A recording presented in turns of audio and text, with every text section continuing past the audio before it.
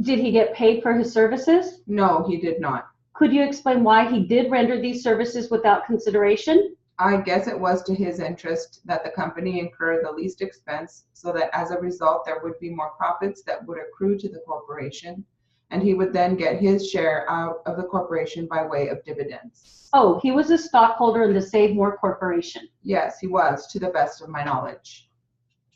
Did Mr. Roman and an officer of the corporation? To the best of my knowledge, he was. Did Mr. Roman also take care of the Save More Corporation's books? I don't know who took care of the corporation's books. Was Mr. Roman in the same office with you during the time that you were acting as a partner in the Save More company? Yes, he was. I would like to bring out that I was only up there part-time. Could you describe the physical facilities that you had in that office? Objected to as being immaterial and irrelevant and beyond the scope of the issues in the complaint. Did Mr. Roman have a desk in the same office that you did? Objected to as being immaterial and irrelevant. The witness already answered that Mr. Roman did work on the same premises. The objection had been raised, counsel, and we will have the court rule on it. Whether he worked on one desk or another desk, or worked in Mr. Harvey's plant, I fail to see the materiality as to the issues in this complaint. To show the identification of parties there that Save More Company and Save More Corporation were in fact one and the same thing. Whether he worked on one desk or another desk, I'm afraid wouldn't prove that Save More Corporation is the Save More Company. During this period from June 10, 1984 to April of 85, it is a fact, is it not, that Mr. Harvey informed you that he would not be able to deliver banks unless he could get metal. Is that correct? I do not recall Mr. Harvey ever making that statement to me. Did he ever write a letter to that effect to you? To the best of my knowledge, no. Do you know, as a matter of fact, that Mr. Harvey had difficulty in obtaining metal to make the banks? He never delayed the delivery of orders as a result of not getting materials. Did you hear Mr. Roman discussing with Mr. Kranz matters relative to the procurement of metals to go into the banks? Yes, I did. And it was in a discussion as an employee of the Harco Manufacturing Company. Who was an employee of Harco? Mr. Roman. Was he in fact an employee of Harco? To the best of my knowledge, he was. Could you tell us the gist of this conversation that you heard in the approximate time and about what date it occurred? I couldn't tell you what date it was, other than the fact that discussions did go on. I know it was more than one discussion. There were numerous discussions relative to materials between Mr. Roman and Mr. Kranz. Yes, there were. And you say that Mr. Roman was acting as an employee or representative of Harco. On what do you base that statement that he was an employee or representative of Harco? By Mr. Harvey telling me that he was, and by Mr. Roman admitting that he was, and by the fact that Roman supervised the production of the banks. And he also took care of much book work for Harco Manufacturing Company and did the ordering of materials for Harco and handled all the details in connection with the manufacturing of those banks for Harco. And would you say that the services rendered by Mr. Kranz were rendered to Harco at the request of Mr. Roman? Objected to as being immaterial and outside the scope of the issues of the pleadings in this case. We are now in another field, counsel. We are attempting now to establish if there is another party liable for the debt.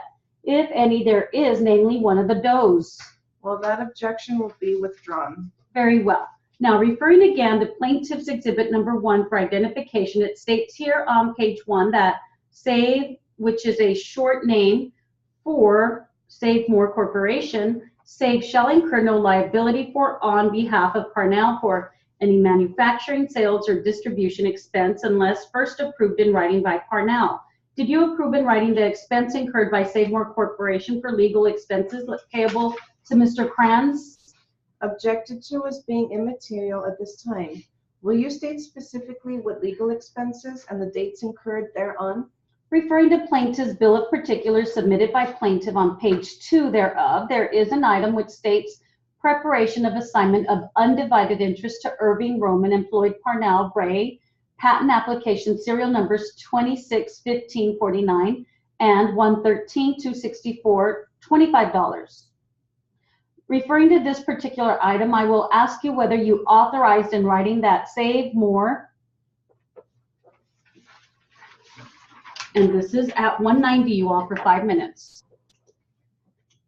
Who is Roman? What was his position in the company? None whatsoever. Was he an employee of the Save More company? No, he was not. Did he get paid for his services? No, he did not. Could you explain why he did render these services without consideration? I guess it was to his interest that the company incurred the least expense so that as a result there would be more profits that would accrue to the corporation, and he would then get his share out of the corporation by way of dividends. Oh, he was a stockholder in the Save More Corporation Yes, he was, to the best of my knowledge. and an officer of the corporation. To the best of my knowledge, he was. Did Mr. Roman also take care of the Save More Corporation's books? I don't know who took care of the corporation's books. Was Mr. Roman in the same office with you during the time that you were acting as a partner in the Save More company? Yes, he was. I would like to bring out that I was only up there part-time.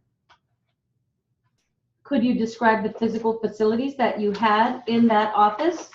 Objected to as being immaterial and irrelevant and beyond the scope of the issues in the complaint. Did Mr. Roman have a desk in the same office that you did? Objected to as being immaterial and irrelevant. The witness already answered that Mr. Roman did work on the same premises. The objection had been raised, counsel, and we will have the court rule on it. Whether he worked on one desk or another desk, or worked in Mr. Harvey's plant, I fail to see the materiality as to the issues in this complaint. To show the identification of parties there that Save More Company and Save More Corporation were in fact one and the same thing. Whether he worked on one desk or another desk, I'm afraid would prove that Save More Corporation is the Save More Company. During this period from June 10, 1984 to April of 85, is it a fact, is it not, that Mr. Harvey informed you that he would not be able to deliver banks unless he could get metal? Is that correct? I do not recall Mr. Harvey ever making that statement to me. Did he ever write a letter to that effect to you? To the best of my knowledge, no. Do you know as a matter of fact that Mr. Harvey had difficulty in obtaining metal to make the banks? He never delayed the delivery of orders as a result of not getting materials. Did you hear Mr. Roman discussing with Mr. Kranz matters relative to the procurement of metals to go into the banks? Yes, I did, and it was in a discussion as an employee of the Harco Manufacturing Company. Who was an employee of Harco? Mr. Roman, Was he in fact an employee of Harco? to the best of my knowledge, he was. Could you tell us the gist of this conversation that you heard in the approximate time and about what date it occurred? I couldn't tell you what date it was other than the fact that discussions did go on.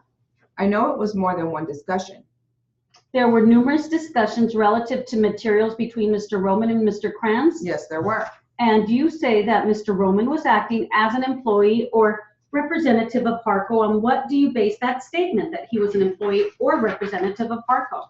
By Mr. Harvey telling me that he was, and by Mr. Roman admitting that he was, and by the fact that Roman supervised the production of the banks, and he also took care of much book work for Harco Manufacturing Company, and did the ordering of materials for Harco, and handled all the details in connection with the manufacturing of those banks for Harco. And would you say that the services ordered by Mr. Kranz were rendered to Harco at the request of Mr. Roman? Objected to as being immaterial and outside the scope of the issues of the pleadings in this case. We are now in another field, counsel. We are attempting now to establish if there is another party liable for the debt, if any there is, namely one of the Does. Well, that objection will be withdrawn. Very well. Now, referring again to Plaintiff's Exhibit number 1 for identification, it states here on page 1 that SAVE, which is a short name of Save More Corporation, SAVE shall incur no liability for, on behalf of Parnell, for any manufacturing, sales, or distribution expense unless first approved in writing by Parnell. Did you approve in writing the expense incurred by Save More Corporation for legal expenses payable to Mr. Kranz? Objected to as being immaterial at this time. Will you state specifically what legal expenses and the dates incurred thereon? Referring to plaintiff's bill of particulars submitted by plaintiff on page 2 thereof, there is an item which states preparation of assignment of undivided interest to Irving Roman and Floyd Parnell, Ray, patent application serial numbers 261549 and 113264, $25. Referring to this particular item, I will ask you whether you authorized in writing that Save More Corporation make this expenditure of $25.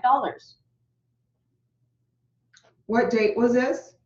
June 15, 1984. I might point out that the date of this agreement, Plaintiff's Exhibit number 1 for identification, is the 10th day of June 1984. I may point out to council that in that part of the bill of particulars, those services. Okay, and we'll get ready for your test, you all. Yes. Let me just wait. Okay, class, so we have proper names. On your 180 multi number 1, you have Martha Beck. Exhibit G, Rio Hondo College, Diane Reeves. Exhibit H, Dr. Thacker, AXID, AXID. Exhibit 1, Presbyterian Intercommunity Hospital. J, Dr. Golay, KL. Ms. Stevens, Lila Eddington, Manuel Vaca, Bob, and Lila. And it starts in the middle with question by Ms. Nash. Always Ms. Nash's witness until you have further examination by Mr. Harbour. So there's a title there. Make sure you look at your proper name pages. And Mr. Harbour will take over. I am Ms. Nash. The witness. Mr. Harbour. Ms. Nash. The witness. Mr. Harbour. And Ms. Nash, okay? This is going to be 180 multi number 1. Starts with Ms. Nash asking the witness questions. And then, of course, you go into examination by Mr. Harbour. 5 minutes, you all. Do you still feel that way? Yes. Do you think sometime in the future you might reapply to a nursing program? Probably not. Can I see those notes that you were referring to? Sure. You know what? This is more of the Martha Beck incident. We're going to go ahead and attach these as Exhibit G. Do you have any other documents here with you today? Yes, I do. Can I see what you have? This is repeating the note or some of the notes that I had already taken. On the back of that, that's a letter to my husband. Let me see what it says. Yeah, this is a recommendation that I received while I was at Rio Hondo College on June 9th, 1993 for a different job that I was considering applying for at the college. That was written by Diane Reeves. We'll attach this as Exhibit H. I believe you already have this. I don't need that. Are you presently residing with your mother? No. Are you living on your own Yes. with your son? Yes. These are bills. Oh, can I look at those? Thanks. Is this part that was already on the? Yes. We already have that, so we don't need that. I'm looking at a customer receipt for a prescription by Dr. Thacker to you for AXID. Is that the drug? Axid. Axid. Uh-huh. What's that? I had told Dr. Thacker in my appointment with him on October 26th that he asked me how I was feeling throughout all this.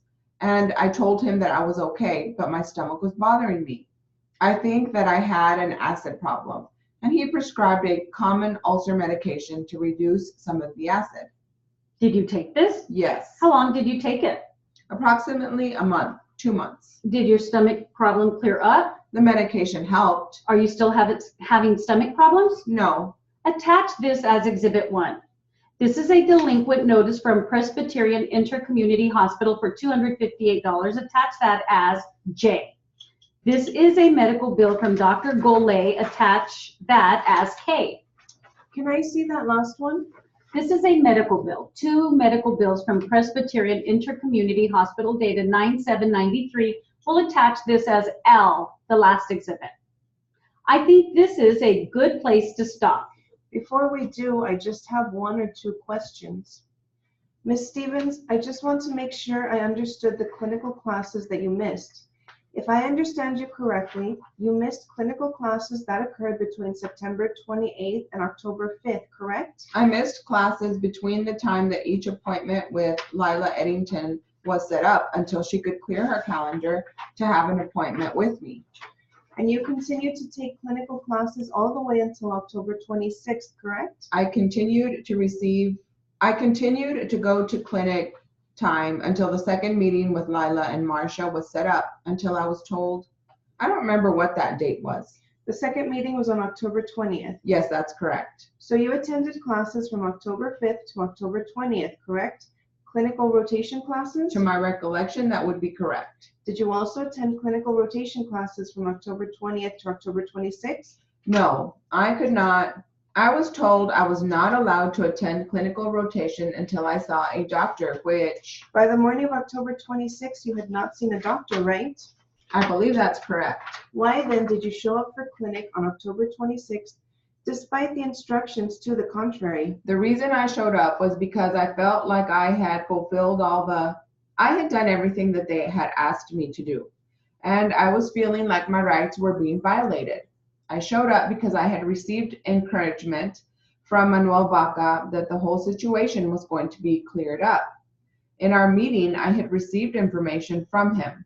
I knew that I had had an appointment that evening with the doctor, and I felt like I had a right to do my clinical time. I felt like what they were doing was wrong. On October 26th, you were told that you could not come back to clinical rotation until you saw a doctor, right? She's answered that question. Answer it one more time. Yes, And you had seen a doctor. You said that you had fulfilled everything you were supposed to do. Had you done the one thing that you were supposed to do by October 26th when you went to clinical rotation? Had you seen a doctor by that date? Well, let me object. That misstates the witness's testimony, and it's vague and ambiguous with respect to one thing that she was supposed to do. If you understand the question, you can answer it.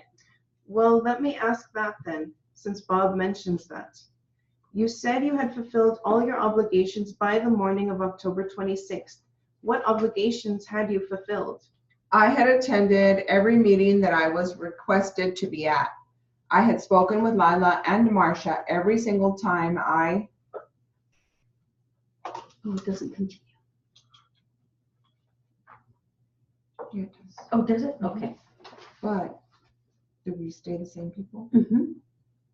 Oh, no, I miss Nash. You're That's what it says on the Okay, paper. yeah, you're still Miss Nash. And Oh, because it starts with Mr. Harbor. Okay, Yeah. that's what I meant. Okay, so we're the same people on the second 180 multi, you all. Continues, you have Manuel Baca, Diane Reeves, Diane, and Miss Stevens. So Mr. Harper's going to be asking the questions, and then I am Miss Nash, The witness, Mr. Harbor, Miss Nash. the witness, Mr. Harbor. Okay, this is going to be 180 multi number 2. Starts with Mr. Harbor for 5 minutes, you all. Had they asked you to see a doctor? Had they asked you then on your October 20th meeting? She's answered that question. Now this will be the 4th time. yes, they asked me to see a doctor. And had you done that by October the 27th? Answer it one more time. I did not. Other than what she's mentioned about going to the appointment and discussing it with the nurse and that type of thing. Exactly. You said that by that morning you had gone to the clinic because you had talked with Manuel Baca. Had you already spoken with him by the morning of October 26th? You mean before that, on that day, like when you say morning? Yes. She said that. If I can see the rest of my notes, I can get the exact dates and stuff like that. Do we have the originals around here? I just sent them out to be copied. Oh, okay. Well, Do you want to go off the record for a second? Let me ask a different question and I'll come back. When was the last time you spoke with Diane Reeves about this lawsuit? after she had received notice of the deposition, probably about a week ago, and we discussed it shortly. Did she call you or did you call her? She called me. And what did you say to her? I told her that her deposition was expected, and that's what I told her. Did you say anything else to her? Is that all you said? No, we discussed a little bit more what a deposition was like. Had you ever had your deposition taken before? No, Other than asking you what a deposition was like, what else did she say and what did you say to her? Diane and I have friends. We talk about other things. Listen to the question. Okay, what did you talk about?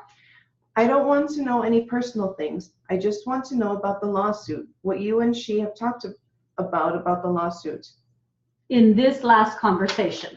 In this last conversation, she talked about how it was so long ago, that it was a year and a half ago, all the incidents that happened. She hoped that she could recall the information at her deposition. We talked about the future of my case. Did you remind her about what had happened during your conversation? We had discussed some of the facts of what had happened at the time that everything was occurring. I'm sorry. You discussed the facts of what had happened at this last conversation. Is that what you said? At the last telephone conversation, we discussed it a little bit, yes. How many times in the last 6 months have you talked to Diane Reeves about this lawsuit? Specifically about the lawsuit, probably twice, 3 times maybe. The last time was just a week or so ago, right? Yes. And then when was the time before that? We have had various telephone conversations. I don't know the date. Do you have any approximation of the last time before this last week that you spoke with Diane Reeves about this lawsuit? No, it was within the last 6 months that, I talked to her. Again, did you discuss the facts of this lawsuit? We discussed some of the facts of the incidents that had happened. Anything else that you can recall during these 2 or 3 conversations other than what you've already told me? No. You have your notes now. Do you recall when you first spoke with Manuel Vaca? On October 26th. So you first spoke with Manuel Vaca after you showed up for your clinical rotation class, correct? I talked to Manuel Vaca on October 26th at 10 a.m. You showed up for your clinical rotation class at 7 o'clock, right? In the morning, is that a true statement? I don't see that paper. Oh, here it is. I had showed up on October 26th, yes.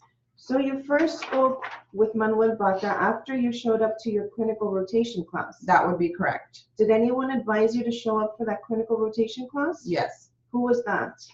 Well, let me caution the witness not to disclose information she may have obtained through her attorney-client consultation and instruct her not to answer the question if the question does call for that disclosure. Had you retained an attorney by October 26th? No. Who was that person who advised you? I would need to not disclose that pursuant to what he just said.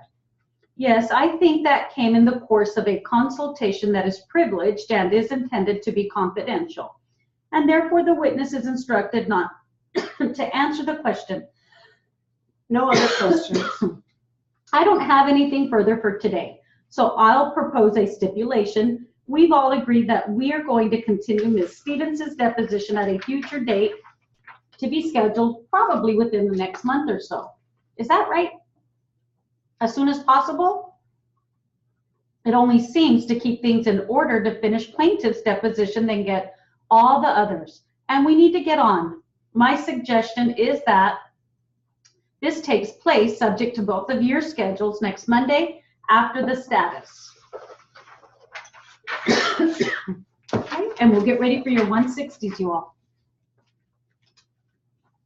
Okay, so we have your 160 multi number 1, proper names, Mo, Gale, Joseph, and Gail. Starts with a question by Ms. McGuire.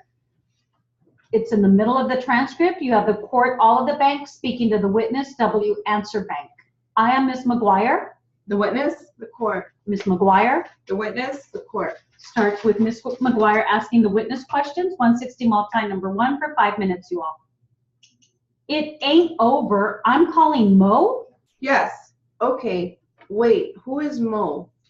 If you've seen him, he's way bigger than him.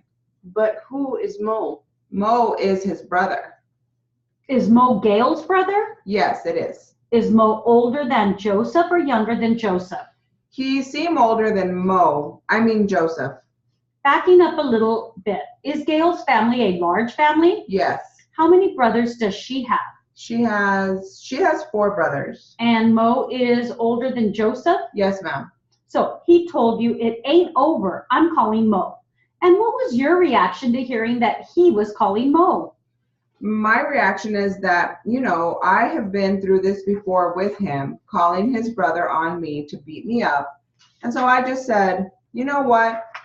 That's when I ran, when I grabbed this pipe, not meaning to hit him, I noted this motorcycle is his pride and joy, and so all I was doing was coming, was backing up, get back, because you know, We're going to take this step by step. yes, ma'am. He said, I'm calling Mo. It ain't over, and your reaction is to do what?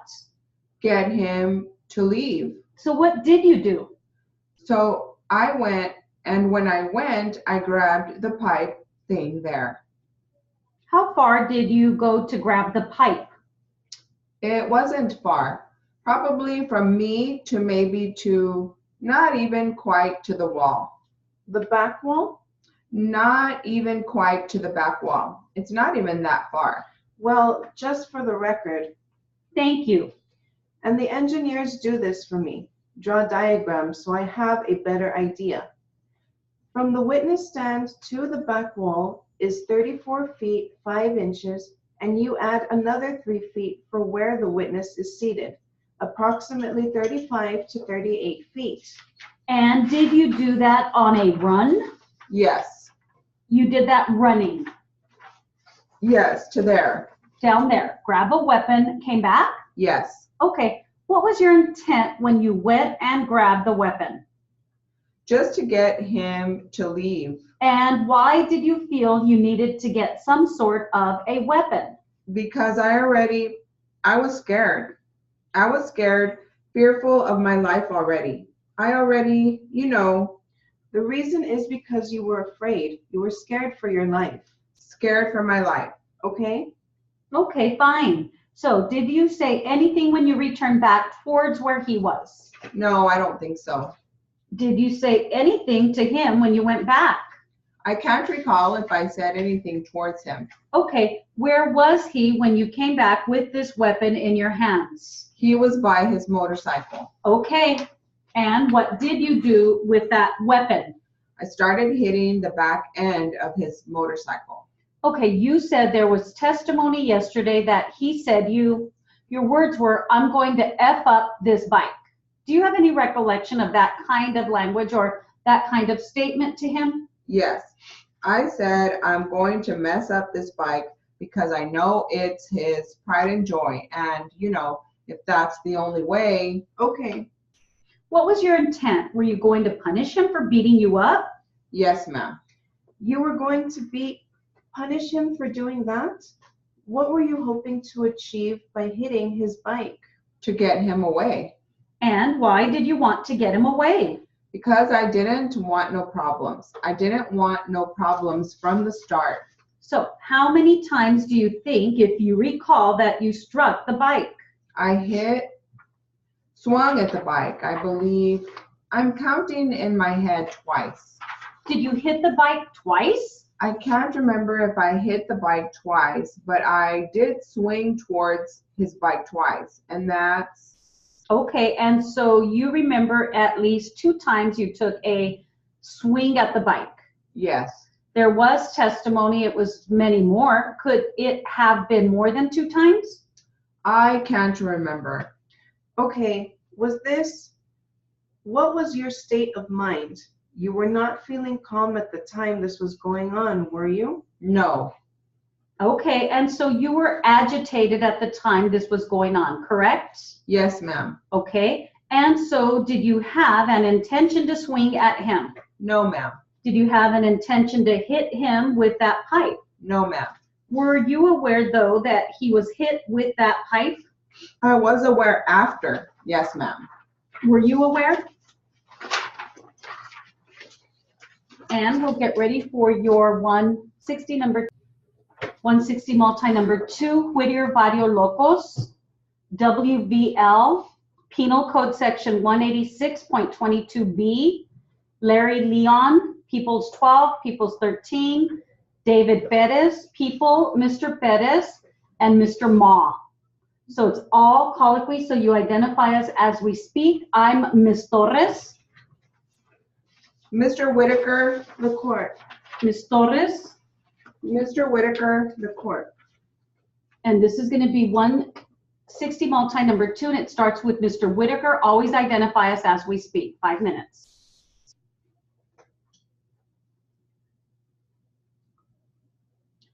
at this point, I have no questions. Redirect. No, Your Honor, I have nothing further. All right. May the witness be excused. I will just keep him on call. You understand what that means. You don't have to stick around here, but you're on call. Your Honor, at this time, I do have another stipulation to read, offered to counsel. Counsel, will you stipulate that the gang of Whittier Barrio Locos, WBL, engaged in a pattern of criminal activity prior to May 16, 2001, and admitted WBL gang members suffered convictions for the following crimes as required by Penal Code Section 186.22b. 1, that WBL gang member Jared Rodriguez was convicted in case number BA06-1543 on January 24th, year 2001 of grand theft person for the benefit of Whittier Barrio Locos after taking money from a convenience store cash register on September 6th, year 2002. That WBL gang member Larry Leon was convicted in case number BA04-5954 on January 7th, 1998 of grand theft auto and unlawful taking of a vehicle after taking a bait car without permission on December 12th, 1997. It is further stipulated that these offenses occurred after September 23, 1998, and that the abstracts of the convictions of each of these matters shall be admitted as Peoples 12 and Peoples 13. Furthermore, it is stipulated that Jared Rodriguez was convicted in case number BA06-1543, that conviction occurred within 3 years of May 16, 2001, and that the conviction for Larry Leon in case number BA04-5954 occurred within 3 years of September 6, 2000, as required in Penal Code Section 186.22b. So stipulated. People join. All right, that's accepted.